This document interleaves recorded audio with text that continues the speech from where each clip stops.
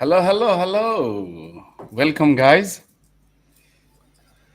Another Hello, hello. beautiful episode because, combination. Al, Asher, Alex, you guys are already there, and I love to hear from you guys. Sim is joining direct podcast for first time. Anjali too. So welcome. Simba, introduction starts from you.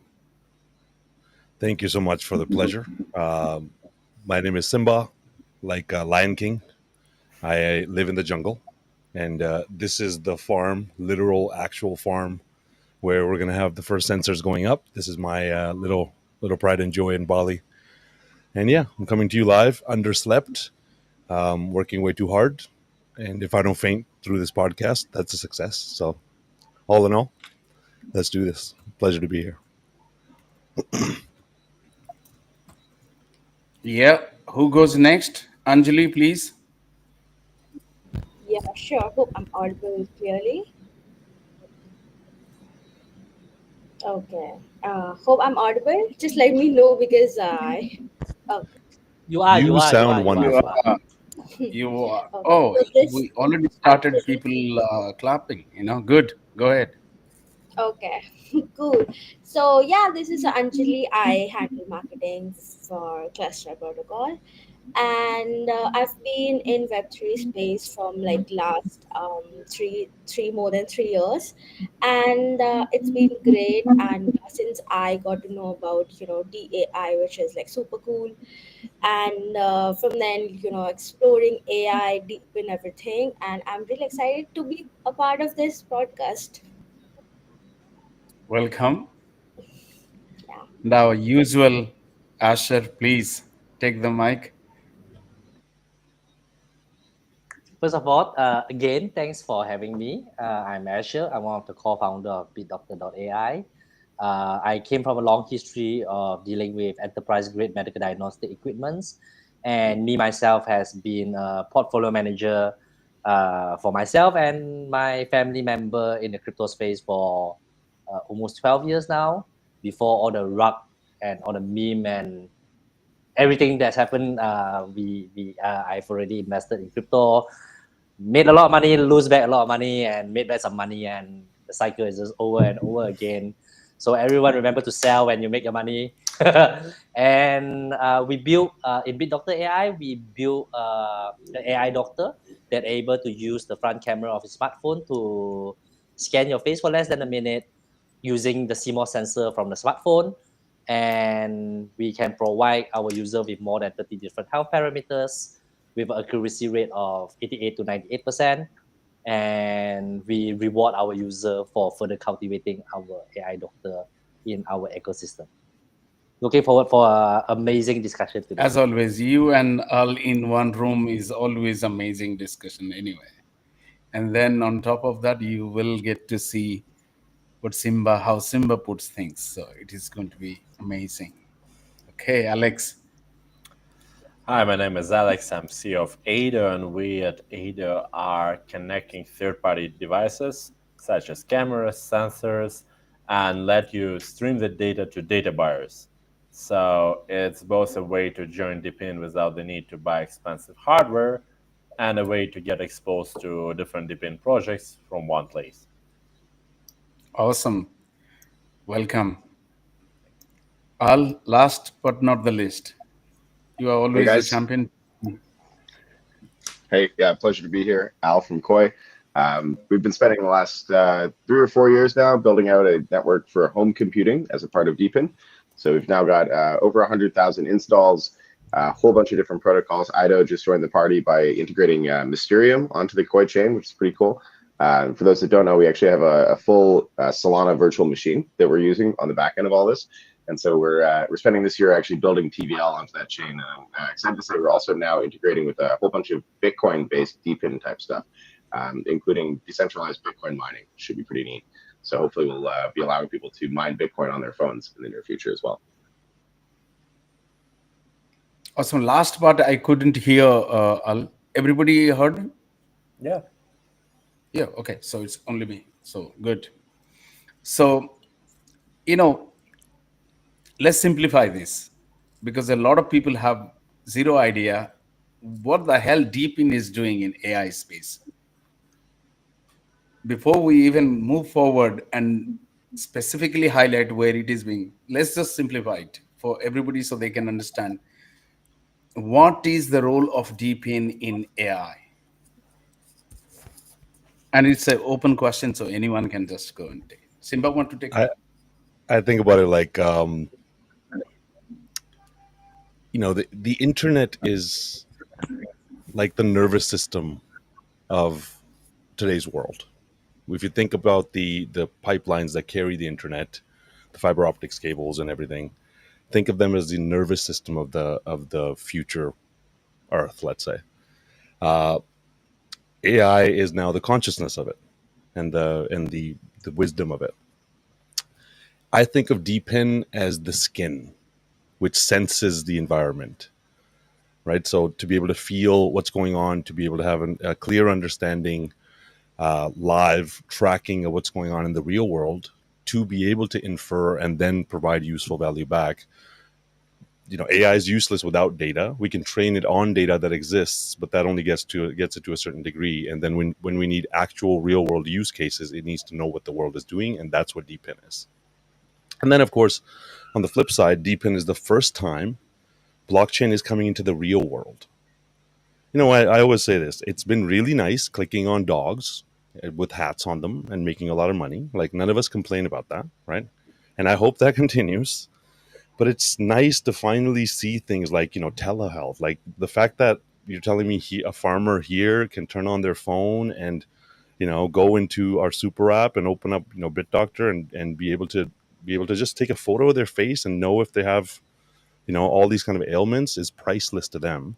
So finally, blockchain and crypto is coming to the real world and having real world impact, and that's why I'm so pumped about DePIN. Anyone else want to take that forward? Yeah, I want to come in on the meme coins. The fact that I think actually the crackdown on meme coins is going to be really good for DePIN and AI. I have to say, because we're moving back towards like a Nasdaq type market. So that should be good for all of our valuations. But just want to note that I think we can say meme coins are kind of the enemy here. Let's try to take that market share back.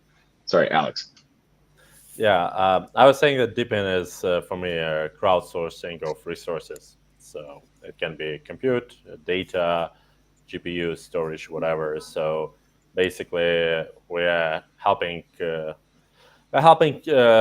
make it more efficient. We have that infrastructure out there. A lot of time it's in the hands of individuals who, again, have unused capacity or can participate in the data gathering. And DePIN is what allows that to bring it on the market. So for me, it's about resources. Awesome. And that also helps, like, centralized companies not having our data as per their wish, right? That is one of the outcome as well. I think if we touch about the privacy in general, from what I saw, anonymizing is actually, there are shades of it. So I would say, like, for our approach has been just focus on non-personal data, stuff that is environmental. And if you don't collect personal data, you're not risking that you violate somebody's privacy. But I mean, generally speaking, with AI, I don't think any law will ever help. I think we realistically gonna face the situation where our data is known, whether we like it or not. I don't think no regulation nor foil cap privacy approach will help. Again, my opinion. Good. I want to add a little bit on what Al just said just now, like regarding memes, right? I think I wouldn't put memes as the enemy of DePIN. I mean, during the meme cycle, as a builder in the Web3 space and also evangelist in the Web3 space, the objective is to share and explain more about blockchain decentralization to the mass market. During the meme cycle, it attracted a lot of new user into the Web3 space because of the pure gambling attitude. Because gambler is definitely more than fundamental supporter. That's for sure globally, and because of this, it actually attracted a lot of people learning how to use a wallet, because a lot of memes are not available on centralized exchange. Of course, there's a lot of big one that are already on like large centralized exchange, but that cycle actually attracted a lot of people, inclusive a lot of my relative that I've been telling them to buy Bitcoin for 10 years, but they never buy. But because of meme, they end up, it's like, hey, this meme, this dog, my friend just put in $1,000 and he got like 100,000 right now. Then they actually come back to me and ask me how to set up a phantom wallet, how to actually, what is contract address. They actually took effort to learn how to gamble in the meme cycle. But as much as the meme hurt the industry, I also, of course, there's good meme and bad meme, right? And the bad meme is the cancer industry. It's the same as any utility project that the founder have a bad intention to rug. Is no different from a meme that rug. Is exactly the same thing. Or any DeFi project or any narrative project with the founder objective to rug the project. So in the end also hurt the market. But because of this, people that come into the space, they got burned, or maybe they make money. At one point, they know that, this is what blockchain is. And at one point, they won't be investing in meme anymore, because meme is just so risky. Even though the reward is high, but we're talking about like 1,000 meme, maybe one meme will make it, or maybe 10,000 meme, one meme will make it, right? So it's literally a lottery ticket. But these people that comes in, eventually they will learn more about blockchain, and eventually they will fall into the DePIN narrative, where they find that, hey, this thing makes sense. It's not just a dog picture, it's not just a topic, it's not just a community where everyone shield and everyone posting memes and everything. But this particular thing have actual use case in the blockchain. But thanks to meme, it actually converted them into a degen, or maybe a blockchain enthusiast, and then they further study and further learn about blockchain, and they come across DePIN, whereby if a meme guy or someone that not so knowledgeable, you talk to them about DeFi, you talk to them about, or maybe they're not a game guy. GameFi attracted the guys. I mean that, but they won't take effort to learn about DeFi. They won't take effort to learn about infrastructure project or anything. But when they saw any DePIN project, they can relate immediately, right? Then they can actually, this blockchain thing actually makes sense. They say this project actually have good use case that can really help people. So that's my opinion on. I'm nothing against Aria, but I'm just sharing my opinion on how the meme cycle actually did help the whole Web3 space in general, especially for DePIN as well. Simba, you wants to go? Well, I mean, like, on one side, we look at the memes as, I used to laugh at them last cycle because I like to let things go one cycle. And if they still survive to the other side, I think, okay, the market is telling me that it's an investable asset. It's tokenized culture. Sure, I get the whole Murad agreement, the kind of argument. But also, if you think about it, the vast majority of crypto, all of crypto, the way I look at it, the biggest meme in the world is Bitcoin, right? It actually functionally doesn't do very much. We just have decided that it's a store of value, so that it's a store of value, which is it's amazing for doing that. But it's the popularity, it's the speculation around it that keeps it going. I think memes, and most of crypto becomes a wind in our sails because people go through that rigmarole. 99% of people will go in there and lose money. 95% will lose money. And then they will look for, there's a ton of people that are looking for really solid investment use cases, investable use cases.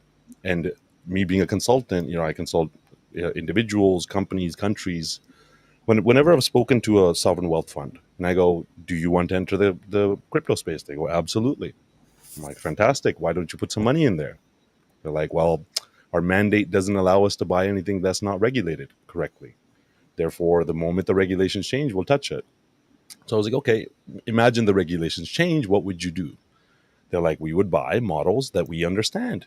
We would buy tokenized versions of companies. We would buy functional use cases where we can calculate the value that gets delivered, and we can actually use traditional methodologies of analyzing companies, and then we would buy those things. And when you apply those to any regular normal blockchain or project, blockchains are already trading at 1,000 multiple on revenue, and that's right now before the bull run really kicks off. So there aren't very many fundamental use cases where they can actually look at the value that it's delivering in the real world and calculate how much humanity would be willing to pay for it. DePIN is the first time I've seen where you can actually understand the amount of value that's delivered, and then you can see the arbitrage that's happening with bringing it on to DePIN and all that stuff. Do you think that DePIN deserves that attention first, or is it too early? Yeah. So I what think- I was going to say with this, oh, sorry, are you talking to me or Go Alex? ahead.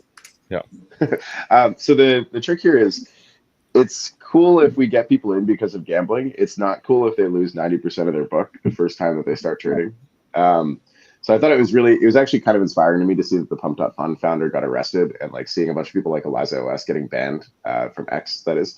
The real thing here, though, is what we want people to have as an experience of coming into Web3 is the ability to invest in assets that have a higher growth rate than the traditional stock market, but actually still have stable returns. And that's where both DePIN and AI can be really inspiring, because we're talking about things that actually have strong fundamentals, and we can actually see value actually trickling back to the token holders in a reliable way.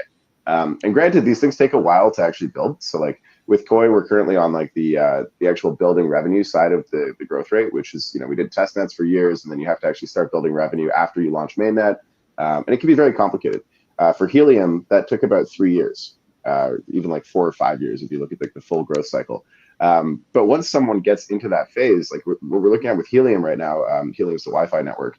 With Helium, they finally are getting into this curve where their revenue is starting to exceed their strong costs at the core, and they've gotten past all the initial airdrops, and so the token is actually kind of going to hit an inflection point quite soon, we're thinking. And if you look at how that's being kind of responded to by VCs, as VCs are starting to see this growth in revenue for the Helium protocol, they're actually now buying the token preemptively, which is pushing the price up in advance of the actual revenues coming in. And so that's the kind of momentum that you want to see people trading into, because it's long-term stable momentum, and it's not going to result in somebody having to pull money out to dump, right? Whereas with meme coins, it's very much a zero-sum game, I would say. Hopefully that helps to clarify. I don't hate meme coins. I just for me, it's kind of, you're distracting the audience, and you're actually taking advantage of people who could be good investors for a lot of these protocols. And what I like to think, at least with DePIN and AI, is we're investing the money that we're getting from token buyers in actually building real technology and something that has utility. Whereas meme coiners are probably investing it in bottle service. I love that. That's funny because it's true. Absolutely. And when, especially when you have nothing complicated to build, you can invest that in so-called marketing and creating those communities that only two things exist. And meme coins, I haven't seen actually producing memes of late, So I'm a firm believer that the universe is built so that what you put in, what you give, is what you get. It's a multiplication mechanism of what you give and what you contribute to society. So the money that comes and this is my personal experience, the money I make from meme coins, it goes as fast as I make it, because it's like, oh my god, all this stuff. Whereas You made money? That's so lucky. I know. Trust me. I'm the guy that actually takes profits on all of these things. When we were talking, you're like, at least before I started, we were talking about taking profits. I'm the guy that always takes profits. But still, it's like, it's fast money. It goes fast. Whereas things like where you are delivering genuine value to humanity, the universe listens, and then the ether responds back with money that actually remains. Not even just money, it's wealth. It's knowing that you're improving somebody's life and you can go to sleep knowing you're fulfilled, right? I 100% think agree. before it becomes a meme coin topic, I want to bring you guys back into the real topic. Is data ownership a myth? It is. I think it depends which data. It's like the data that people are usually thinking of in that case is things like intellectual property and like posting content, which I don't know if people just don't understand how digital services work, but once you read content, then whoever is holding the content, like that content is now in their computer. So it's very hard to control the ownership.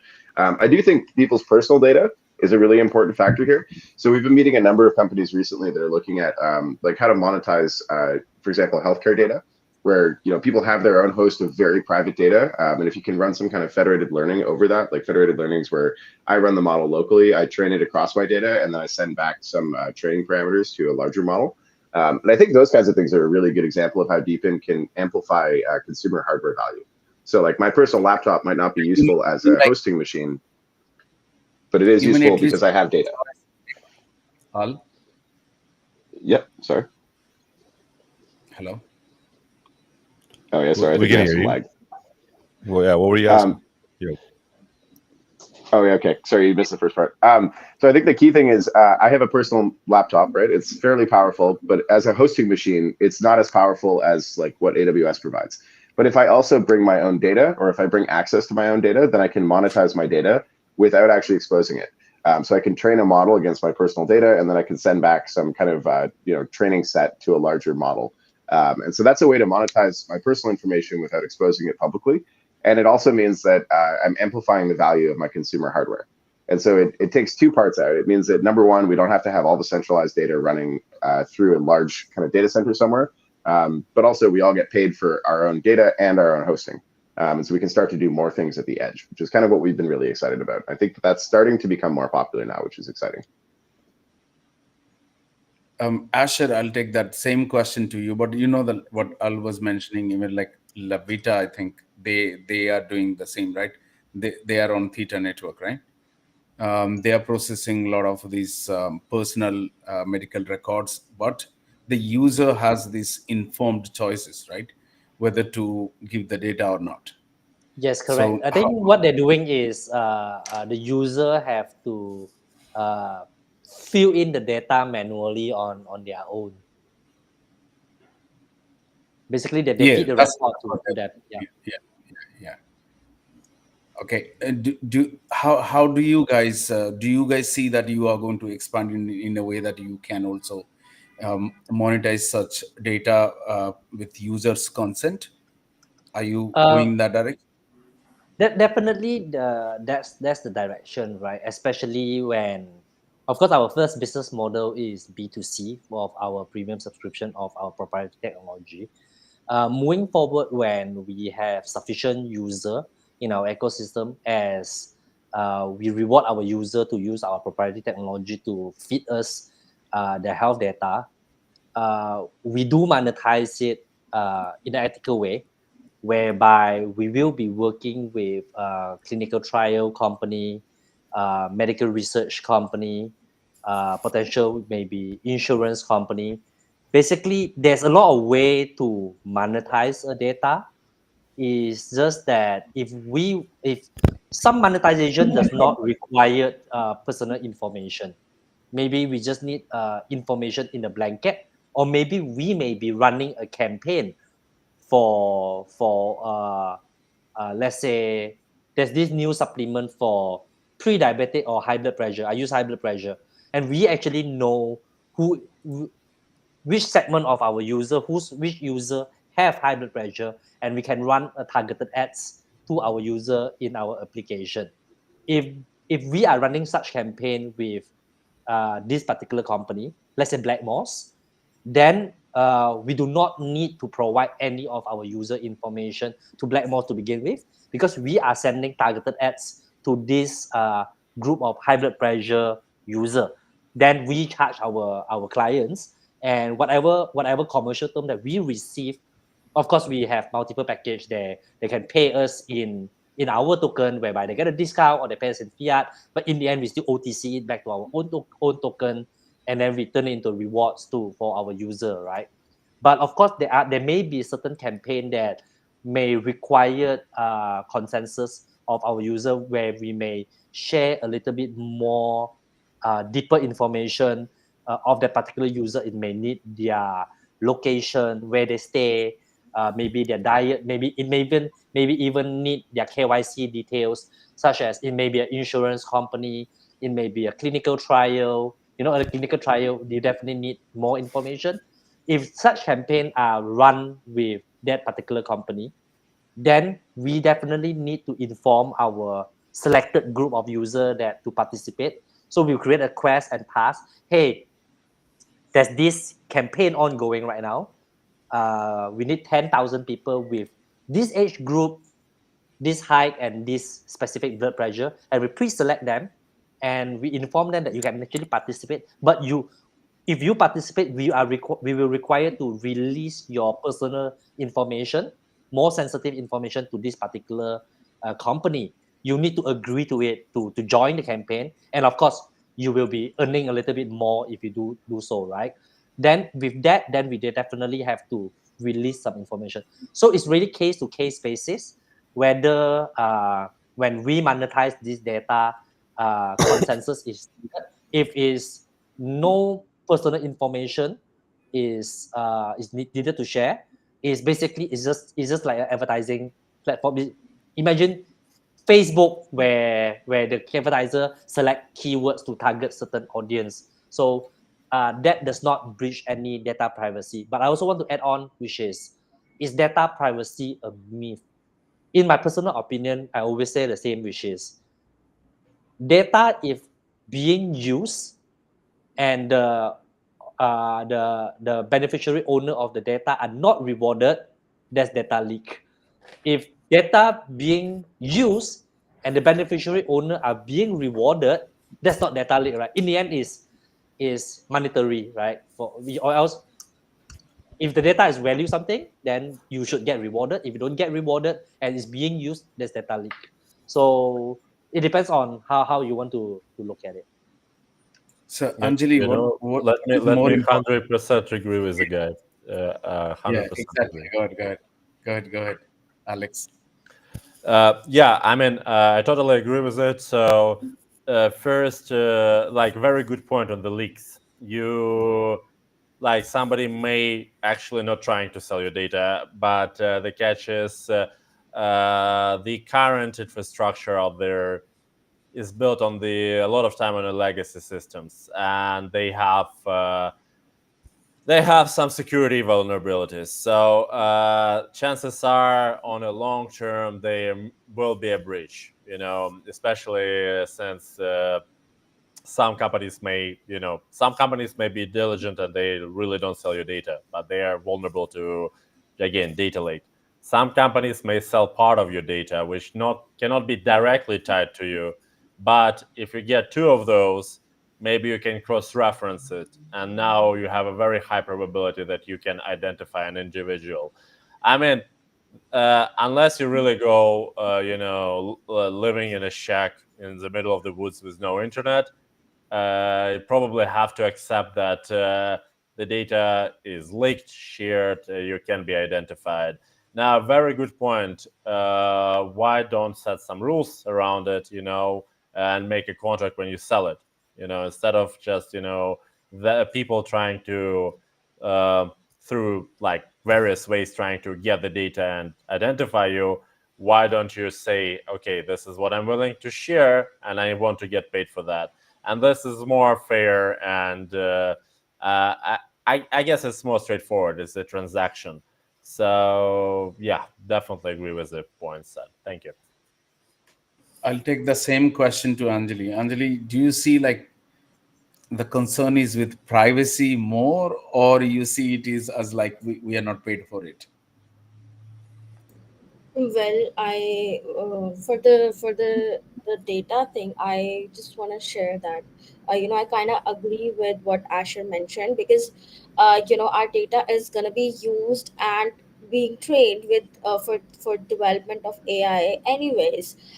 If you look at Open AI and all these AI models, they are using the data from the internet, but again, it's humans data, it's all of our data, and we are not getting paid for it. And at the end of the day, it's all about, um, rewarding the users or rewarding the community. So I kind of go would like to go with what Asher said. But do you see that is it practically feasible to know the worth of data where it is used, unless all the data are like, uh, you know behind the wall of homomorphic encryption, and you paying? How do we know how what kind of rules we can put?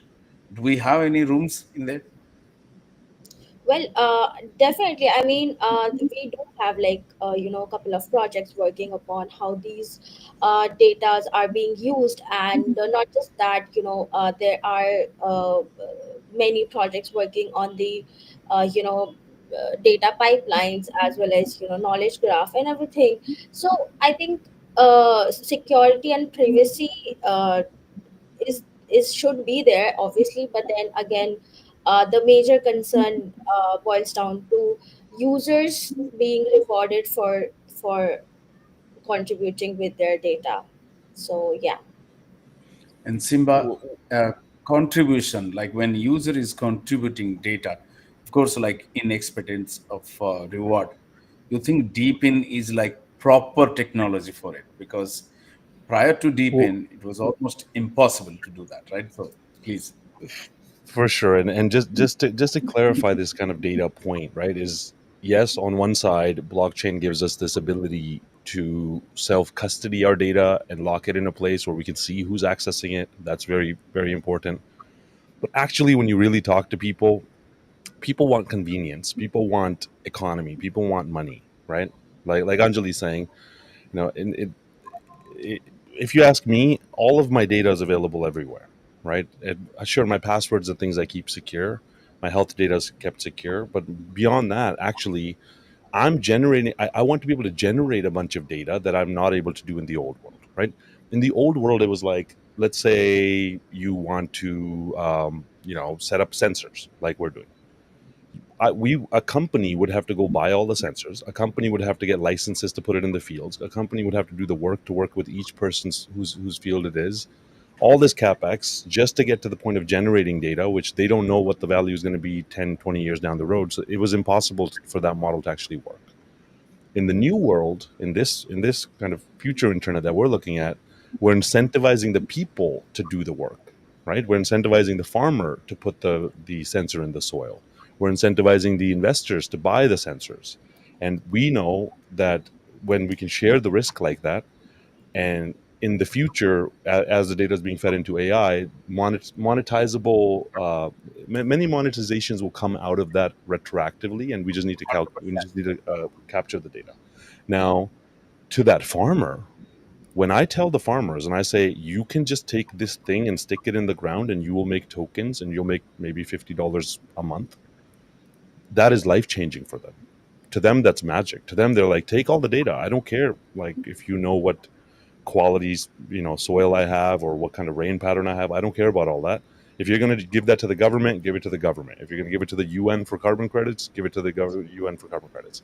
But please make sure that you get that $50 of tokens into my wallet, because then it allows the most marginalized people in the world to become investors in something that even the investing world doesn't understand. That to me is like where the real magic is.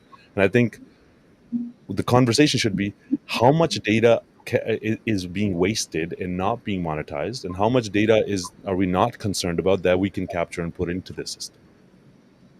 Yeah, like Exactly. Data privacy is only for the rich. The people that don't have the money, they really don't care about. It's like, what do you need?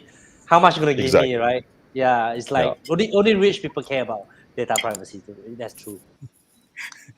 if Exactly. I just extend what Simba was saying, like imagine like a farmer wants to know today what is the condition of the soil, and farmer thinks that if I put the sensor, I get to know what is the condition of the soil. Accordingly, I'll take certain decision whether I have to put some nutrients, or I have to give some fertilizers, or I have to put pesticides, and so on and so forth, right? But in that process, he is also contributing of weaving this system that is in future going to help if there is any correlated data is there, right? So one farmer sitting in, say, in Indonesia is giving the data, but another farmer in Mexico thinks that there is a similar pattern going on with the same soil and weather pattern, and something is happening to my crop, right? Now, farmer doesn't know that that is actually going to help another guy somewhere who's willing to pay for that data. And before DePIN, it was almost impossible to collect this cohesively and distribute rewards. Right now, as Simba was saying, just give me some token. But otherwise, in a fiat economy, it was so difficult for you to keep so many of bank accounts and distribute. Do you think DePIN is actually accelerating this rewarding mechanism, and that will help AI move forward? Well, I think it's making it tangible, right? For most people, they're like, "What is crypto?" You're telling me to pull money out of my bank account, where I know at least there's a physical bank that has it, and I can touch it when if I pull it out. Do you want me to click a button and send it into something, and buy something that I can't touch or feel, that doesn't do anything for the world per se, is a future promise of something we know, and then you want me to put it on some USB, and you're telling me it's not even on the US. It seems ethereal, right? But as soon as you put DePIN in somebody's hand, you go, this thing put in the ground, that's why it makes money. People are like, that makes sense. Healthcare, that makes sense. We're all tackling these pieces of the problem, and it's very understandable to people why it's worth buying. I think that is one of the biggest things about DePIN. Even AI, people are terrified of it because people just think it's some consciousness that's gonna take over the world. With DePIN, it's that kind of. Terminator. Pardon? Too much Yeah, Terminator. exactly. Too much Terminator. Yeah, exactly. Like, not enough conversation around how it's actually going to help, right? And plus, if we keep repeating it's going to take over the world and keep feeding it that intention, then whatever. But the point is, like, DePIN, I feel like is a very tangible, digestible use case of this technology in the real world that somebody can actually experience, and that makes them comfortable to enter this space. Otherwise, all of it seems like it's all on computers. Alex, want to add? Me? No. Alex is probably busy doing some pending works. Yeah, little. I mean, if we talk about, I did hear though.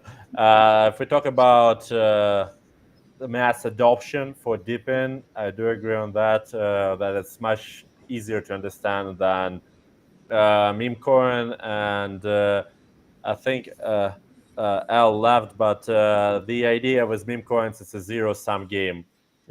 Somebody has to come in and buy the meme coin for it to go up, and if you're early, you make money. If you're late, you lose money. With DePIN, it's external cash flow. We actually provide business. It's easier to wrap somebody's mind around it, and it's much closer to a traditional investment in companies. I mean, not necessarily because we're pretty much giving a commodity, like a piece of a product instead of a piece of an ownership, but at the same time, you get a good idea how the commodity is used, instead of a meme coin where, hey, we have a commodity, has no application, but some fool may buy it for more money. So I mean, that's a different narrative. So from explaining it to a regular person, I think it's pretty cool. Yeah, I think it's very close to people's imagination that, traditional business, everybody is focused on revenue model, and DePIN is almost mimicking that. And when you were saying that there is a system and it doesn't have a revenue model, then they say, what is it like, right? So that's where I think a big difference between meme coin and all speculative assets versus DePIN, that it resembles what is there in the real world. In Simba, we always talk about that revenue, do not underestimate in any business, because if you just bank on the revenue, then everything else kicks in from there, right? You can reward people, you can reward partners, you can reward almost everybody because revenue is there, right? And then the growth starts. And when you go to somebody and you say, "Do you know how much money streaming makes?" They go, "Yeah, I heard of Mr. Beast." You go, "Great, it's being tokenized. It's called IDO." Like it's a very simple one-to-one kind of conversation. Do you know how much money healthcare makes? Yes. Well, guess Yeah. what? Bit doctor, right? It's easy to explain to somebody why the thing does what it does. Now, one thing I just want to say is, why did we call it DPIN, man? Like, it's so hard for me to describe to people. Like, DPIN, decentralized physical infrastructure network. People are like, you lost me at decentralized, right? So like, I literally have to explain to people. I'm saying, like, this is the next stage of the internet, and it is where blockchain comes into the real world. We do real stuff. You know I what's don't the do it with an easy Indian way? accent. You know what's the easy It way should to do this? I just share. Yeah, I know why I do right now. yeah. Is sharing economy. I Oh, I just say love it's that. a. I straight away I just go. Sometimes I just talk to the Web2 people. It's like, so what are you exactly doing? What's DP in blah blah blah blah? Oh, it's Yeah. actually sharing economy. We take our revenue and we share our revenue with our user. I cut it short. I sometimes I don't even tell them how the whole DPIN works. And Mm-hmm. for the older people, and they say, oh, what do you mean by token? Oh, you actually get Bitcoin. I tell them. Everyone knows Bitcoin, right? Not Yeah. yeah. everyone. A lot of people don't even know Ethereum, Solana, even like top 10 coin. They don't even. But you say Bitcoin, oh, Bitcoin. I just tell them, oh, you know what? Yeah. It's a sharing economy, and you share your data with us. You get to earn Bitcoin. I was like, really? Yeah, but I mean, I haven't told them that you have to convert Well, one that. of my farmer introduced me to another farmer. You don't know, he has also started Bitcoin. He's owner of Bitcoin. I'm like, no, I am not. I'm not the owner of Bitcoin. Yeah. So Some yeah, He's crazy. I But have yeah, relatives but that this, thought I'm this working for shared Bitcoin. economy concept is really nice. Yeah, Otherwise, it's I would easy to just explain. Yeah. because even tokenization sometimes is complex for Web2 guys, right? I mean, shared economy would probably more closer to them for like understanding it. But otherwise, I think they should have kept it decentralized business or something like that, at max. Well, even just the word decentralized, people don't even know what decentralized is. I literally have to draw it out. I have to be like, Yeah. look, computers were all hooked up like this. That's called Google. Now we Community hook up owned computers like business. this. Stop. Yeah, but I like the sharing economy side, because it's like, in the end, the big difference is still the internet. In the end, we share the economy, share the money back to our community for participating. Right? Everybody's We in got support of this. another guy, Hey Dark Ryan. Virus, who Dark stormed in virus. to share the economy. What King No, the Dark heck? Dark king of Virus is DP. making the economy run, bro. He literally is shipping the goods himself by his own with his own hands. That's a service to humanity right there. He's shipping goods. Amen. He's shipping code. He's shipping devices. What else you're shipping? Chinese goods, basically, mostly. And vibes, you're shipping vibes, bro. I've watched a bunch of your talks. That's why I was like, I gotta come here and hang out with you guys, because you guys always bring, especially you, Dark, bro. You always bring the vibes, bro. Well, it's because I'm a DGen, bro. I'm a DGen, but I love what's going on here. I mean, look, the purple hair and everything, man.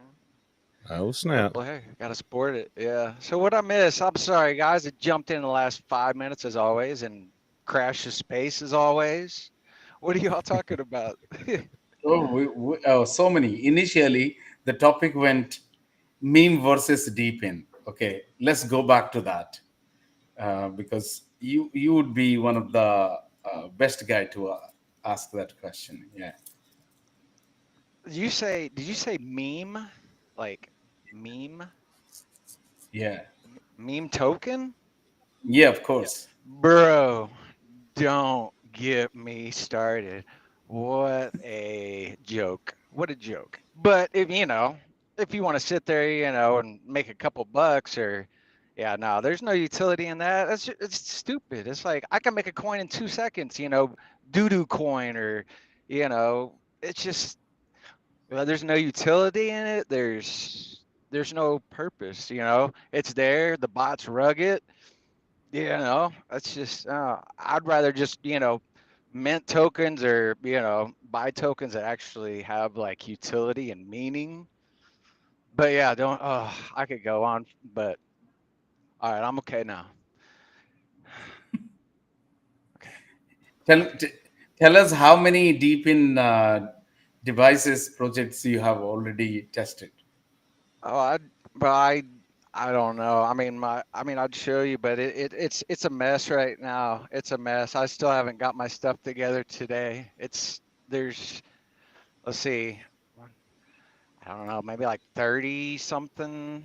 Not in here. I've probably got like 20. Wow. But then the rings and the watches and the bands and the everything. Heck, I'm probably radiating right now. I'm probably glowing green or something. I was just thinking about that the other day. Man, there's so many devices in here. I think I'll probably be sterile, which is definitely a good thing. Definitely. And do you think, like, It's your birth control, yeah. Yeah, I love it. I should definitely never ever breed anymore. But so yeah, that's what I don't even don't mess with them. Don't mess with them. That's my advice. That is financial advice. All right. and Well, so actually, one thing I want to say about DePIN is like, I've been here since 2012 in the crypto space, and a pattern that I've noticed is that the first cycle when a narrative comes in is when an insane amount of money flows to that narrative. Right? Last time it was NFTs and DeFi. Before that, it was ICOs. So this time around, AI and DePIN are clearly the two hottest narratives, and they're a match made in heaven. Right? Like I said, the DePIN is the skin that senses for the AI to be able to know what's going on, and vice versa. And AI is functional for DePIN data to be digestible and useful. So, as an investor, the way I'm looking at it is, I want to buy the rails of whatever this new infrastructure is, which for me is peak. I want to definitely invest in the projects that I personally can understand the use case, where to me it logically makes sense that that should be something that humanity pays for. I do see, I think the next 2 years is going to be an insane bull run. Liquidity and all the money printing and forward looking data shows that that's going to be the case. So I think DePIN will get an insane amount of the value in that process. Now, the biggest thing to watch out for me is to see, okay, which projects are actually going to deliver on the promise that they're making, right? Because when you bring blockchain and all this stuff into the real world, now you're dealing with real people, right? You know this better than anybody, Yog. Like the complexity of what we're doing and the mission that we're on. We know it's already been 3 years. It's going to take at least another 7 to like fully bring it to fruition because there's so many pieces to it. I think that's where I think we're in that sweet spot where DePIN is going to be hot. It's going to blow up, but at the same time, you got to pick your horses right. I think also, especially last year or so, people have seen AI's implementation in a very personal level, right? Thanks to ChatGPT and others, right? They think, oh yeah, AI is not left to those techies. It is for common people. Hmm. Now, what it has created is that when we were talking about data is the new oil, if you tell people now that data is new oil, it's believable, it's correlatable, right? Yeah. And now they think that that insane amount data, which was either was impossible for centralized agency to collect, or it was impossible for us to actually give without actually receiving anything.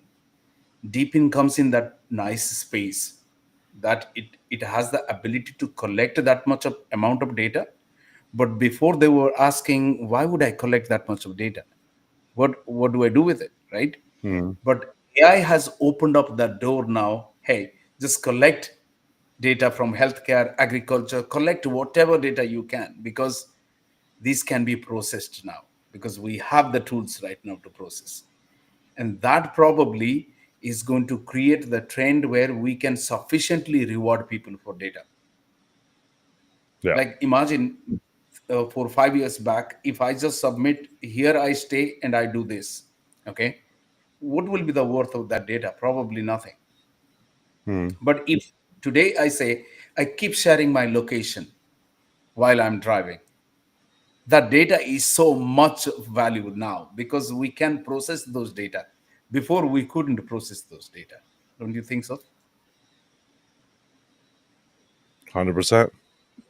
But we're in the future now. Like and going back to the analogy that we're looking at, if you're saying, okay, the internet is the nervous system, AI is the brain, robotics is the body, and DePIN is the skin that's sensing, then data is the blood that flows in the body Oh, itself. yeah. Let's save Right. that. That's Yeah. how I like to think about things, as visualize things. So I say, okay, that's why it's the new oil, because it makes the new internet run. Thank you, sir. Thank you. Thank you. Hmm. I'll be performing at the theater next week, but it's a good way to conceptualize it. To go, okay, there's this new internet that's forming. It's coming alive, literally around us.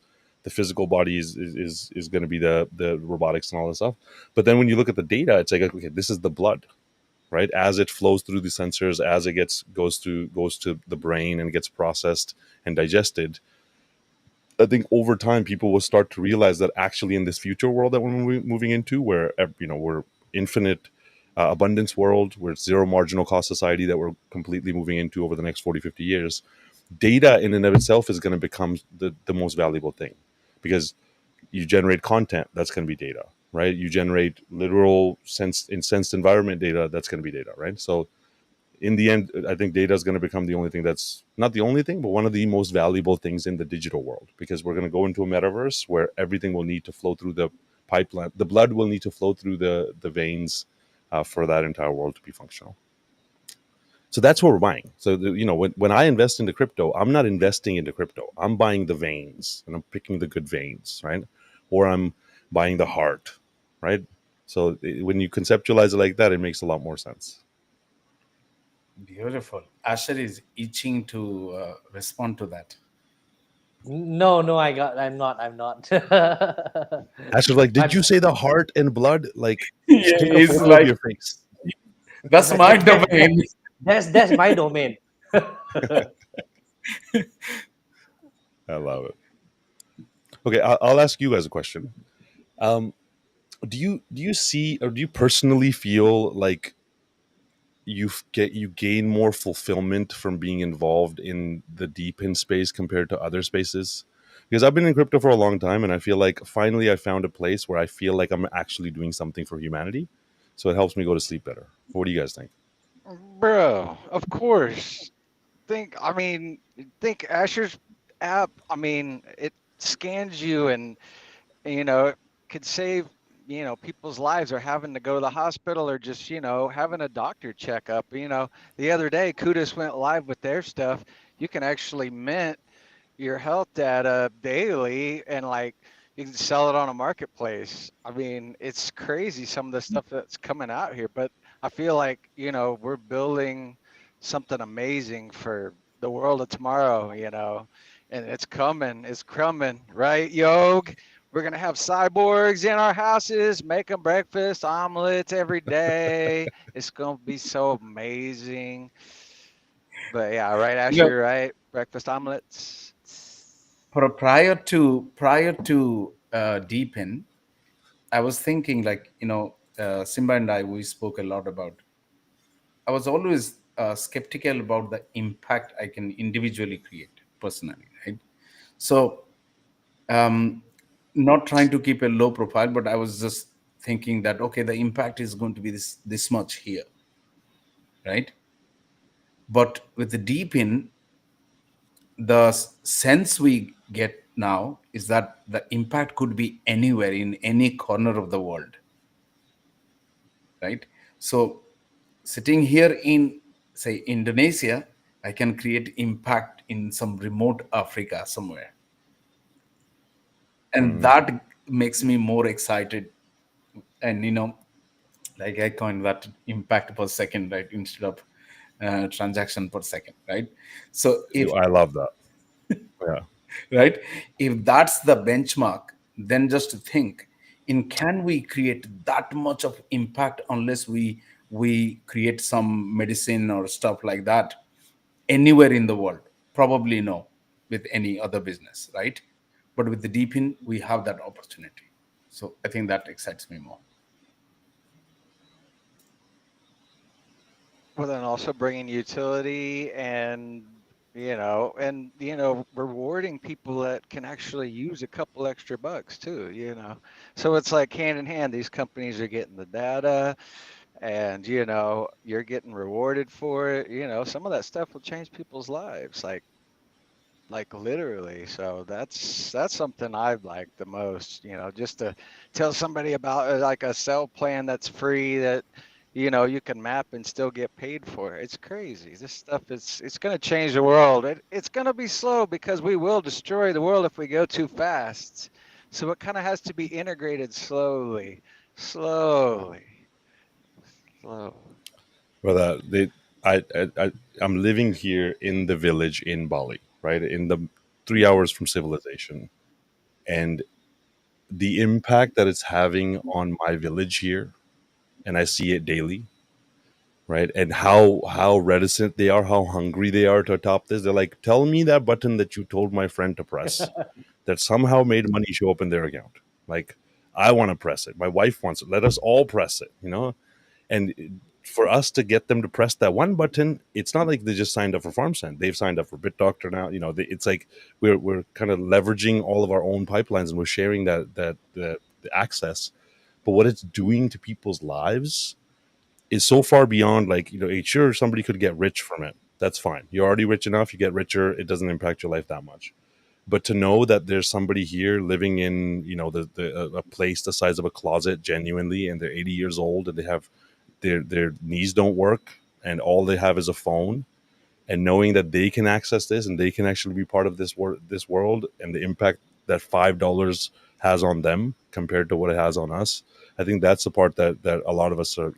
It's hard. It's easy to skip over that unless you're in the villages themselves. And now after this pulse cycle, we literally had there's a ceremony that happens, right? And they make statues of different gods and different things, and then you parade them around the village, right? And what we did is we asked them, hey, we want to get a farmers group together and get them to carry it, and everybody's wearing FarmSense shirts. You guys are going to see the content now; it's being processed. So they were like, fantastic. And there's QR codes on there that people can sign each other up with, and everybody's excited about that process. But they were like, we're going to build a farm man. We love FarmSense so much, we're going to build a farm man statue. Instead of building a god statue, they built like a statue of a farmer, of a human, of themselves, in a FarmSense shirt, believing that, hey, now a farmer is something to be revered. And I was like, this is just, now that's one type of impact. At the same time, the women were like, hey, there's a ton of women farmers, but they don't have their own group. So through this process, we're like, hey, let's create a women's group. So now the women farmers have their own group, and actually they are the most engaged. They're like, thank you so much for actually giving us autonomy. And they're happy to sign up their husbands and everybody else. So I think societally, the shift that gets created by allowing everybody access is so far beyond, and it ends up helping the people that are very difficult to reach in this process. Like healthcare, to these guys, getting healthcare, they have to drive to a city 20 minutes away. And so healthcare here is just, medicine and random stuff. But, when it comes to really serious things, they just get right to the point of having the worst issues, and then they try to solve it, which is the worst time to do it. If they click the button and now it's mutually beneficial for them to just take a photo of their face, and we end up saving even one soul through that process, then all of this is worth it, right? Yeah, I got to totally. Sorry, I waxed. Yeah, I got to totally agree with what Simba's say, man. Because $5 may not mean a lot to a lot of people in very well developed country or first world country, but it meant the world to people in rural area of Indonesia, Philippines, or Africa. It may be like that $5 is a week meal, like not even like a day or a meal. It's a Mm-hmm. week. You can get a meal for like 50 cents US dollar in rural part of Bali or Indonesia. $5 is literally 10 meals. That's like a week or at least a few days meal, which is that help them a lot. That will really, and the amount of effort to get that $5 traditionally as a farmer or with whatever they're doing, it may be a lot of hard work to put in. And with DePIN and with the decentralized economy, it actually like what you say. I just have to press the button and I get this, and I get like Yeah. 10 nasi lemak or something like that, or like or mi bandung or whatever is it. They'll be like, yeah, sure, let me do that. And I'm one of the shareholder of this uh, healthcare group called Hello Health Group. In Indonesia, they are called Hello Sehat. Is like Mhm. Hello Sehat in Indonesia. I'm their Yeah. angel investor. You got no idea. People thought it's like WebMD but in Bahasa Indonesia, right? In Mhm. Indonesia, we what Hello Health Group do is specialize in creating healthcare content in native language. In Indonesia, it's Bahasa Indonesia. In Vietnam, is like Vietnamese language. It's called Hello Baxi. In Thai, is I forgot the hello, but then Thailand in Thai words in doctor. You got. I thought that at first I was like, it may get some traction, but it may not get that great. But it actually helps so many people in Indonesia itself, the daily visit is like 30 over million people onto their website for Hello Sehat. 30 over million people visit their website to learn about their health in native language. This is just Indonesia alone. So internet itself is actually decentralizing information. We used to, like you said, we need to drive like Mhm. 20 in the rural area, drive 20 minutes, 30 minutes, 45 minutes to speak to a GP to get simple information. But thanks to the internet, you got something on your hand, you can take a picture, you get information, you can refer it on your own. If WebMD, right? I mean, I don't even remember when was the last I go and see a GP, unless I need a stitches or anything, or else I'll just go to internet, I'll read the information myself. I'm pretty much like diagnosing myself and going to a pharmacy and just get thing off the shelf. And the internet itself already helps a lot. The internet itself is decentralizing information, and now with blockchain, it's decentralized specific industry depends on what the project is building on. So this is we are moving into great times, and like what Ryan said, we are looking at humanoids are coming, and when humanoids combined with AI, with the AI is so advanced right now, and the humanoids are extremely advanced as well. And it's like I think the next race is the robot race among the Titans country, and US is definitely leading it. China is like going crazy on it as well. Japan is going crazy on it as well. The robot race are moving very accelerating very fast. Robots has been around us for very long.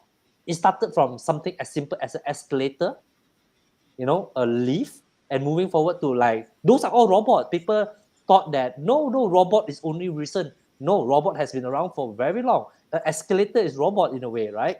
A lift, you press the button, the thing brings you up, brings you down. That's robot. Like drill, everything is robot in a way. But with AI combining, the world will change very fast. A lot of people will be out of job.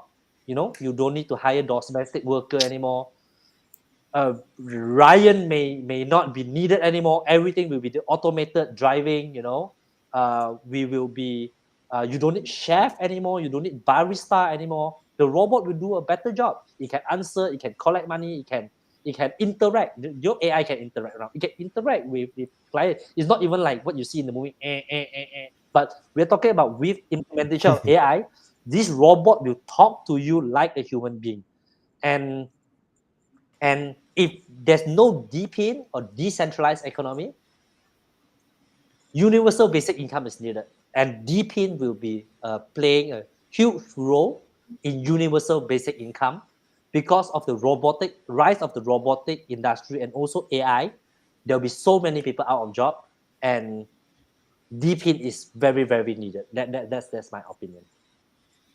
I think robotics will speed up universal basic income, and we Definitely. can. Well, when you look at the economics of universal basic income, right? All the economists are like, yeah, but where's the money going to come from? Well, here's where the money's going to come from. DePIN. If all jobs are Yeah. exactly, it's like if all jobs are taken by robots, well, the robots need to go do work, and then obviously somebody whoever takes the risk of buying the robots is an investor that gets paid, sure. But the fact that the robots are doing the work now, the money that gets made from that should automatically get shared out to society because they're adding value to society and they've replaced society, the people in that. Now that's what DePIN is, right? Machines going out and doing the work and paying in a fair way where it's not being kind of muddied by human biases. So that's it. His universal basic income is actually just machine income. Yep, exactly. And I mean, Elon Musk is like one of the smartest guy on earth, right? He has been talking about universal basic income for like what 7-8 years now. I mean, he don't talk about it much now, Mm-hmm. but he start talking about it like he foresee that we need universal basic income for a very, very long time. And even now, UN, uh, there's this initiative by United Nations which is called Universal Healthcare Coverage (UHC), and I always say that we align with the initiative of universal healthcare coverage, uh, and it's very, very needed. You know, universal healthcare coverage, universal basic income. These are the basic fundamentals of humans. To, of course, capitalism screws things up, but uh, the rise of blockchain and Web3 is the fall of capitalism. That's my personal.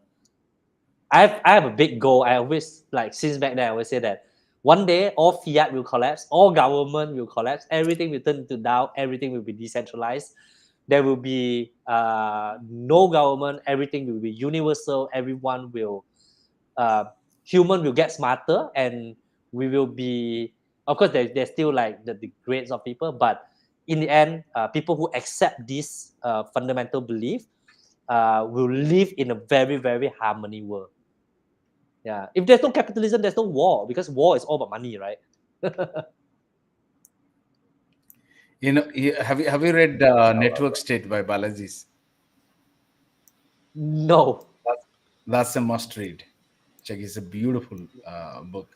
He talks about. I don't want to give spoiler, but he talks about universal income and stuff. Beautiful, beautiful. A must read. Send me the info later in the group. I'm gonna I, check it I out. I have the copy. I'll send it to you. Awesome, amazing. Now I got things to read when I go to toilet. Oh instead of yeah. scrolling X. No, because also like he has deep knowledge about the geopolitical moves as well, right? So Sim's friend Raul has got macro level understanding, because those are very important to take micro level decisions, right?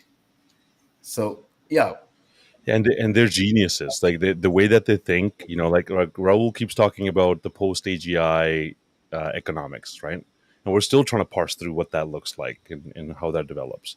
Balaji is talking about the network state, whereas like we transition from this kind of segregated, human borders, skin color based system to a completely new way of interacting with each other, where locality as a concept doesn't exist, right? Exactly. Owning things becomes a joke in that world. I always say, like, I don't need a house, I just need the keys. And then sometimes I actually want to give the keys back, and I want to go to a different place, and I need a different house with a different set of keys, right?